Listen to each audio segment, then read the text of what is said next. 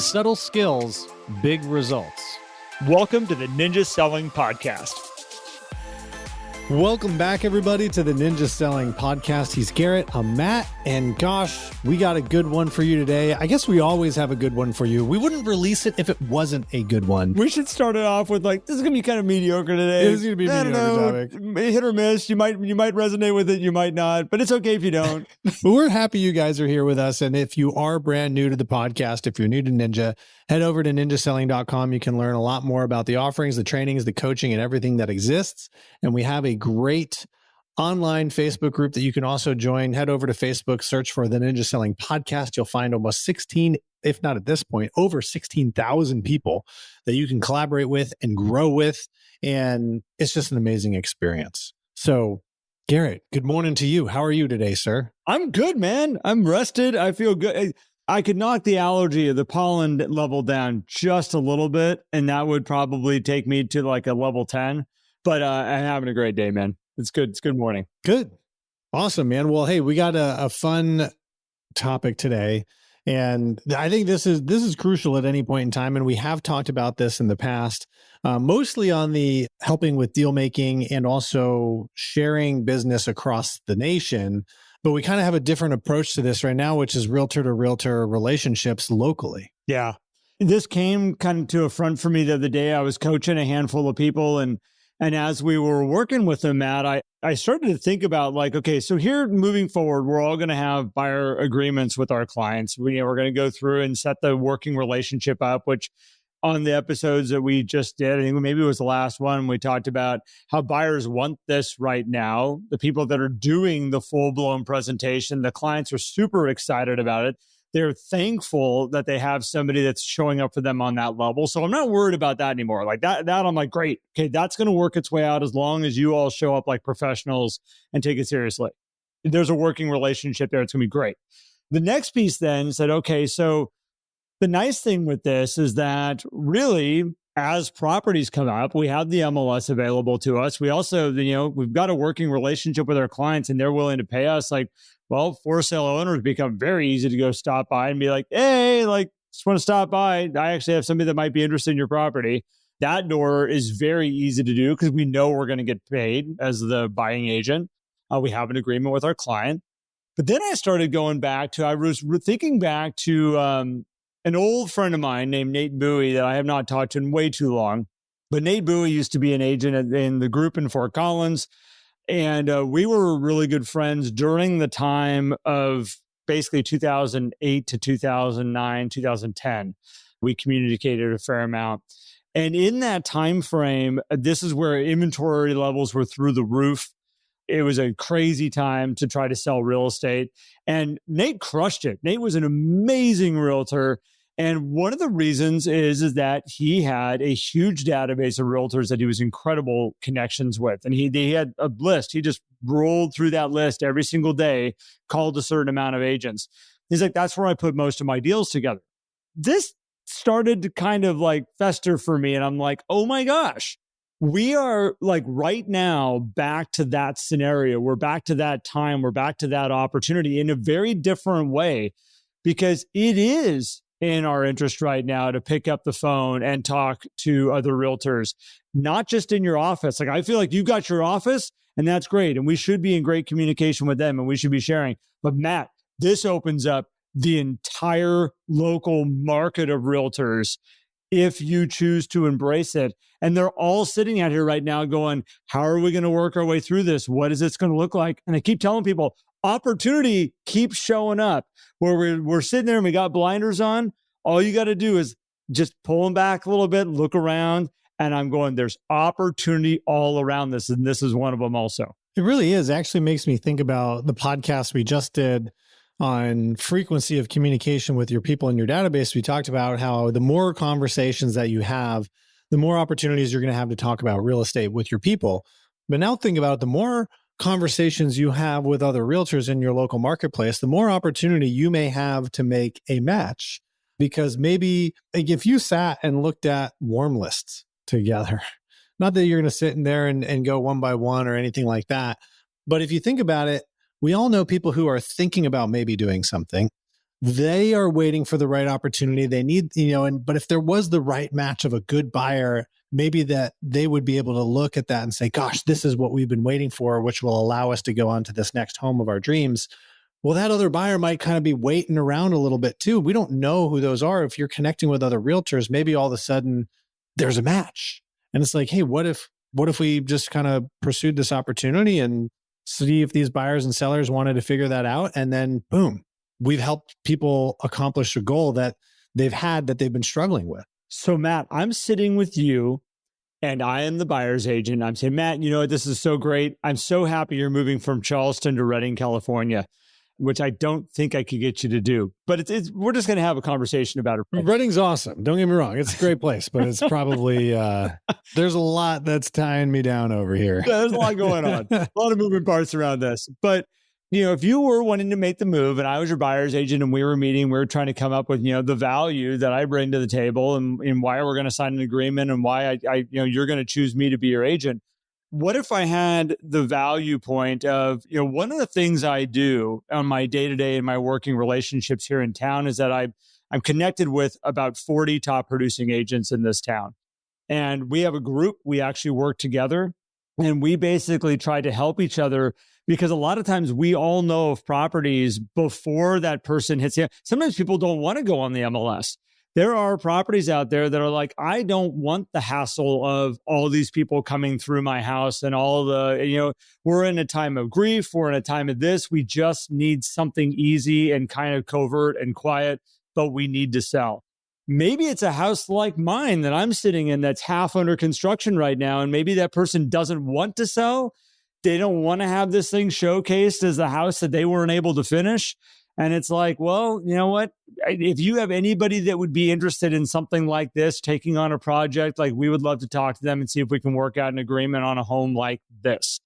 There's things that we hear behind the scenes. And as a buyer's agent, I would love to be able to sit there and say part of our working agreement and having this agreement with each other is that it makes it really easy for me to have the conversations with my fellow companions and my fellow trusted realtors in the area that I can say, I have a buyer, we have an agreement. And, if you have something that fits their needs, let me know because we can make that work. I think it opens up a really interesting door around this that, again, I've seen so much business put together. And this ties back, Matt, to what we were talking about, again, going back to the last podcast of like my friend Ted Bash, who's got his estate attorney people. Well, guess what? All your fellow realtors turn into the same type of person as that in your database and in your relationships, but even a higher potential because they're actually working with people that want to buy or sell homes. That's their only world. They're not just helping people with their estate planning. Like these guys are literally doing what we're trying to all accomplish. Like it's I don't know. I keep looking at this from different angles and I'm like, oh my gosh, this is an opportunity. Yeah. Well, not only that for matchmaking, but also how about elevating each other's knowledge of local market expertise? How about, elevating each other because you're surrounding yourself with other great producers? Now, you can do this internally in your company too, right? Depending on how big your company are. But we know there's a lot of people who listen to this there where maybe you are the company. You're just a solo broker out there, or you have a very small brokerage and there's other people out there who are crushing it. And you're like, I don't want to switch brokerages. I love my brokerage. Well, that doesn't forbid you from networking with other agents, right? There's actually organizations that even set this up too. I know Real Producers is a organization that exists in I think pretty much every major city, every city almost, where they kind of pull together the top producers and do events for them and whatnot. But you can do this on your own. And you get to learn from each other because maybe it's like, hey, Garrett's out there. He's really doing well. Built this relationship with him. I'm just going to give him a call and ask him like, hey, what have you seen working for you? And maybe it's something that he's done with his pre-listing packet.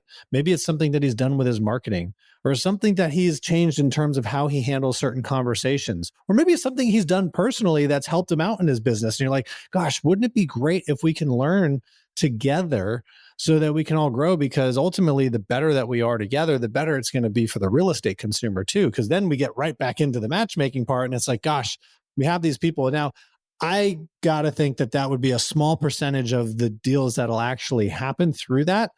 However, the other added benefit, Garrett, and we've talked about this before, is if you have good relationships with other realtors, it's going to make the negotiations easier in a certain capacity. And I think you'll also, both of you, be open to negotiating tougher for your clients without damaging the personal relationship with you and that realtor.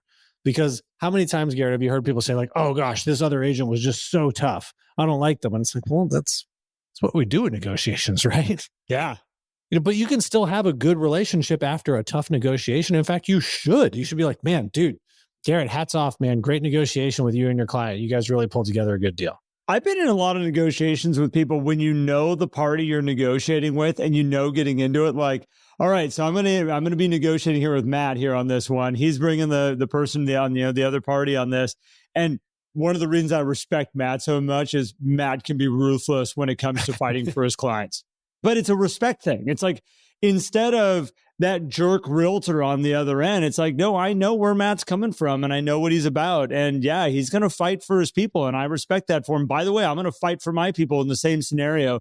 And at the end of the whole day, and when this is all said and done, I'm going to go in the past, I'd have a beer with you, Matt. But in the future, like, I'm going to go out and have some lunch with you, and we're going to hang out and talk about the deal and how, yeah, man, that was awesome how you made that work for them, and whatever that might be. And a lot of times in Ninja and in our relationships that we're building, we solely look at our database of people that are consumers and homeowners. And the first step is getting people to say, okay, well, who are the people that have like industries that resonate with our thing? And that's where I'm using estate planning or even construction, people, or, there's all kind of builders and things like that. There's others that you start building out and you're like, well, they do, and they do. And they have an aspect. Interior designers, interesting. They have an aspect into this. Probably a good person. Oh, financial planners. That's another good one we should probably have as a relationships that we build that help grow our business.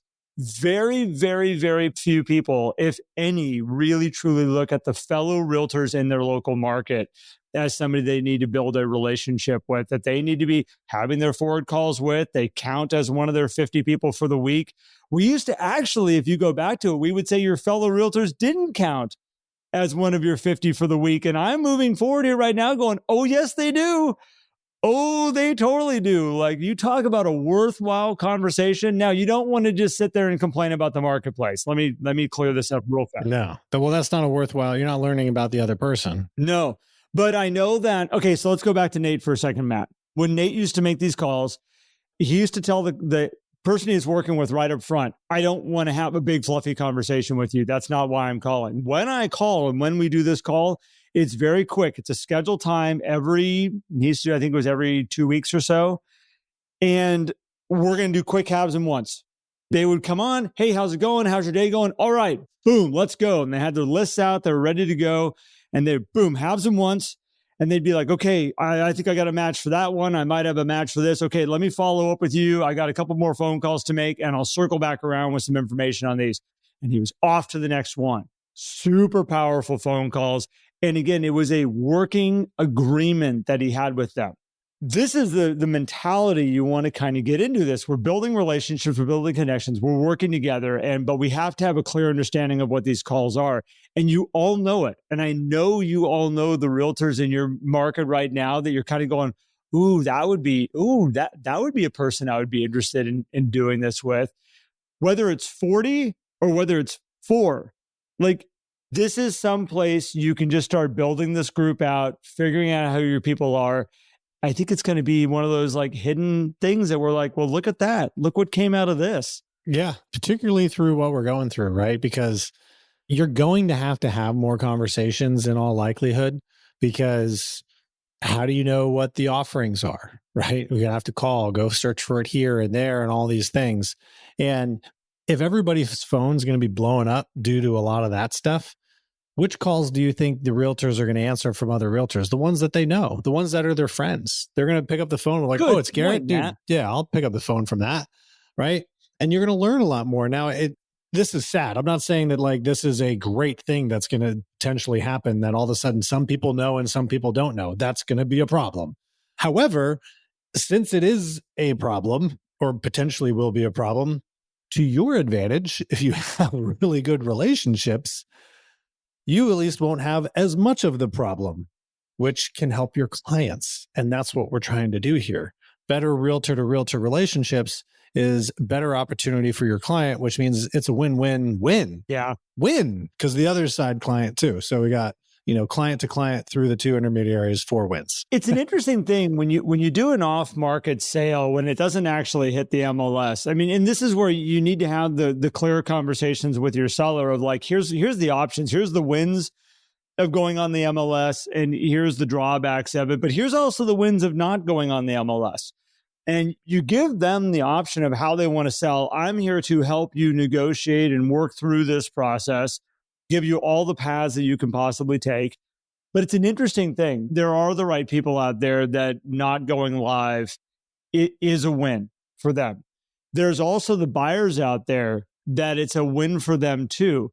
There's something special about getting the ability of seeing a house that nobody else has really been able to see yet. To have a testimonial from someone that says, because when I was working with Matt, one of the things that was so cool of having him as our buyer's agent, he has a tremendous database of people, and he found us a house that actually nobody else got a chance to have a shot at because of his relationships. And I love him for that. And we wouldn't have the dream house that we have right now if it wasn't for who he is as a buyer's agent, as a strong buyer's agent. Like, these are the stories and these are the things that will have the ability to come out of this time and then time to grow. And I'm not telling your clients to hold things off the MLS. I'm not telling this.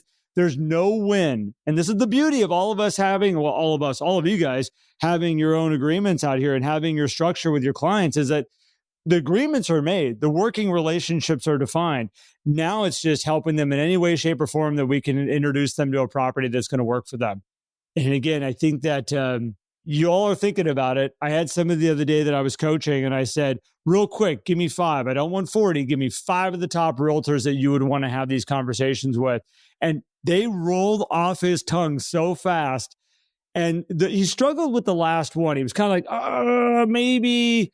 And he gave me one. And then all of a sudden, like a minute later, he goes, oh gosh, I don't know why I didn't think of this person. Here's this one. And I'm like, if you sat down for like an afternoon and just thought about it, you would have a good list of really powerful realtors in your area that you could have this relationships within these connections with. I know it works. I know I'm kind of running for a second here, Matt, but here's the other side of this. I have seen it work so darn well that it's one of those systems, having realtor to realtor relationships, that out of necessity, people will do it. And they're like, oh my gosh, there's so much businesses here. Why doesn't everybody do this? And then all of a sudden the market normalizes a little bit. We go back to our old ways. We go back to how we used to do business, even though we know that system works so well. It's just outside the box. Not everybody's doing it. You don't have a whole lot of like, hey, did you call your 40 realtors this week? Like, it's not kind of a normal built into the business. And then here we hit with a necessity time maybe again. And it's like, ooh, this could be something that like is like really willing. We should bring this back. Just so we're clear, if you've been doing this for the last 10 years and this was part of your business, you had 40 well-respected realtors in your database, that's 10 people per week that you're reaching out to and building this with. Oh my gosh, you are all sitting there right now going like, yeah, that would be a winning strategy. That would be a way, at least I think you are. You're like, I know that works. And beauty is you can start right within your own company too, if it's big enough. These are easy relationships to build. Yeah. Right? You just have to get started. Just got to get started. Take a small group, set a time on your calendar. Nate did 5 a day. That's a lot. That's a lot. But you could do 2 a day. Right? Or you could batch them, do 10 in one shot. And I think the biggest thing here to remember too, because we're like, oh yeah, I could form groups and stuff and do all these things. This isn't a complaining session. Be careful. This isn't like get together and complain about the business. This is get together and do the business. So keep it that way and you guys will see great success with it. Yes, they can create groups. Yes, they could get 10 people that all of a sudden come together every single, Tuesday and all do a haves and wants. There is so much power in the individual. Oh, the one-on-one is is very important. Oh, if you can take the bring the commitment level of saying, okay, like I'm going to call these people one-on-one. I'm going to build a relationship. I'm going to be the catalyst that causes this to happen. That is so strong, where within a group, very quickly what can happen is we get this group together, and the first 2 weeks, everybody shows up and this is great. We're doing all of our haves and wants, and isn't this awesome? Well, the next week, hey, sorry, I'm not going to be able to make it. I'm not going to be able to make it. Okay, the group was 10, now it's 5. All right. So when we go to the next week, and some of those 5 show up from the original one, some 5 show up from the other one, and it's like, okay, well, no, you guys weren't here last week. We're missing so-and-so this week, but let's do our meeting again. And we watch these groups, unless they are run by a strong leader that's organizing it, that is making sure that there is communication and connection, they just fizzle out. Same thing with an accountability group. Yeah, we got an accountability group. We're all going to do this together. And then because nobody's really accountable and there's no leader to it, it just fizzles out. Give it about 4 months and it fizzles out and it's gone. I think the one-on-one is where it's at. Because then you can drive that bus. You can drive that bus. You are the driver of it. It is your business. You make your relationships, you make your database, and you sit there and you roll through and you call each one of them. And the power that you're calling, and you're the one that's taking the action on it, the one that they know always at that time, every single month, I'm going to receive a call from Matt Benelli, and he never fails and he's always on it. I don't have to call him. He calls me. Yeah. That is powerful. Oh, it's a beautiful thing, man. So I think first think of who are the top 5 people that you'd want to be connected with, and pick up the phone and give them a call. The opportunity is there for all of you guys. And again, I think as we go through this time, I keep saying it, like there's hidden opportunities. There are hidden things that we've never seen in this business. We've never approached it in certain ways. Just like when interest rates were at 18, 20%, people got creative. There's a lot that threw their hands in the air and said, how are we going to do this business right now? I don't understand how this is going to work. We're going to go through this time right now. And I think there's a lot of you that are going to walk away going like, oh my gosh, like never thought this was going to be a possibility. And we're starting to see it already, starting to see it pop up. So Matt, thanks for running down this topic with me. Thank you, man. I think it's good. Thank you for bringing it up. It's a good one. And appreciate everybody, as always, tuning into it. Yeah, well, thank you, everybody. If you get a chance, go check out the Facebook community. Again, 16,000, give or take, people in there. Amazing people. If you want to learn more about ninja selling, go to ninjaselling.com. If you want to find an amazing coach, go to the coaching button there. We have tremendous coaches that I'm super proud of. And again, they can help you get to where you want to go. So thank you all. And Matt, again, thank you. Always love doing this with you, man. Appreciate you, bud. Take care, everybody. If you enjoyed today's episode and would like more, visit us at theninjasellingpodcast.com. There you will also find links for more information about ninja selling and coaching. Have an incredible day.